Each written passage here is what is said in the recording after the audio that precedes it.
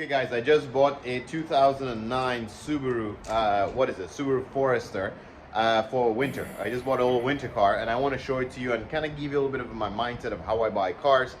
So you new dealers out there can kind of think when you're buying the cars, figure out what side of the fence you are so you can figure out what kind of car is best for you and what you're trying to achieve. Okay, so let's check this Subaru out.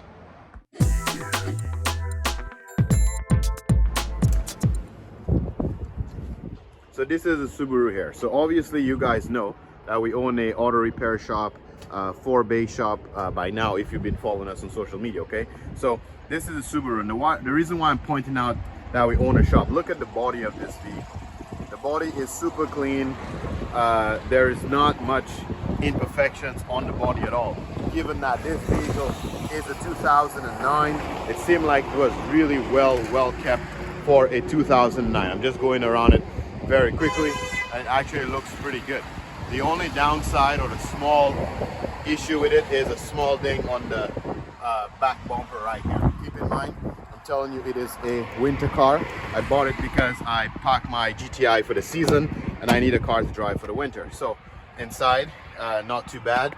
Touring model, so you got the panoramic roof. It is a manual transmission. That's what I normally do in order to get the cars a little bit cheaper, because not too many people want manual cars. Again, this is how my mindset goes. I just need something cheap for the winter. Now, the back seat's a little bit dirty. I'm gonna take it out to a detailer to get the back seats all steamed out. There was a pet in this car, which is very clear. And a little fun fact is Subarus are known to being a pet lovers type vehicle because it's easy for them to access the trunk. The trunk is very low, and I guess pet owners love those type of vehicles. Let me see here if I can open this up. Yeah, so definitely there was some kind of a dog or some animal in here, probably dog. Anyway, I'll clean that up and get that all sorted out. So why did I buy this car? First of all, if you look under here, and new exhaust pieces. So let's go inside and talk a little bit. It was a little cold out there and a little windy out there. Let me just get into the shop here. So basically I bought this Subaru because yes, it's 2009 and it had a 224,000 kilometers.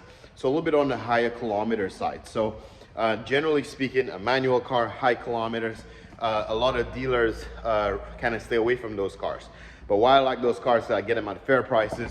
I have auto repair shops, so I'm not worried about the high mileage. Any mechanical shit, I'll take care of it. So I just want to know that the body is really clean because I do not do any body work here. So if your business plan is a little bit different and you have a body shop, you probably will be looking for stuff that is already mechanically sound, something that's already mechanically good, and then you save money by buying a shitty body and you bring it to your shop and you fix it up. If you do not have a body shop or a mechanic shop, generally speaking, you are the dealers that are trying to buy cars that are basically almost frontline ready. You don't have too much big surprises in the mechanical side, no big surprise on the body side, so that way you can just basically wash it and sell it. Maybe you gotta do some brakes or whatever, but very minor repairs. That's the kind of cars you're looking for. But I want the cars with mechanical issues so I could go ahead and fix it and save money. So this big ass exhaust you see standing here is off of my Subaru. And it's kind of really weird. Somebody punched some holes in this resonator right here. Let me flip the camera around. In this white pipe here too, also they punched some holes here and some extra holes in both of the exhausts. This has the dual exhaust. So for that reason, I had to replace the exhaust, and it was also kind of leaking at all the joints here as well, okay? So if you look at the video I showed just when I looked under the car, since I had to move the exhaust, I undercoated the car nicely, and I went ahead and put a new exhaust system from that resonator all the way to the back. So I took care of that exhaust leak already. Retail that would probably cost about $1,000 worth of exhaust job, including the undercoat that we did so far. Then the car is also leaking engine coolant. So I bought myself a timing kit, and we are going to be changing the timing or doing the timing on that car as well. Again, retail, maybe that would be about a $1,500 job, but we have the shop here. I can do that on my downtime. It makes sense that a car would need timing. It's already $240 40 something thousand kilometers. So I'll put a new timing, new water pump in there. That puts a little bit extra life in that engine. And I can drive this car for the winter. And then at bare minimum, I sell it at the end of the winter and I make my money back. And I had a car for free essentially over the winter. But my true intention for this car is I'm gonna try to flip it during the winter while I'm driving it. So I'm gonna post it up for sale. If I do get to sell, I'll tell you guys how much I bought it for and how much I sold it for later on. So if you like that type of stuff, you wanna subscribe to see that, okay?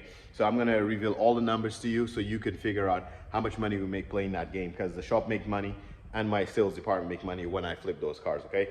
So don't forget to subscribe for that. Yeah, anyway, so it's a good idea. Even if I'm looking for a winter car, if somebody wants to buy it off of me, I'll sell it to them and then just take that money and buy another winter car, okay? So I'm gonna try to flip this a couple times during the winter. I don't know how many times I'll flip it, but hey, stay tuned and you will see what's going on, okay? I'll catch you in the next one. Peace.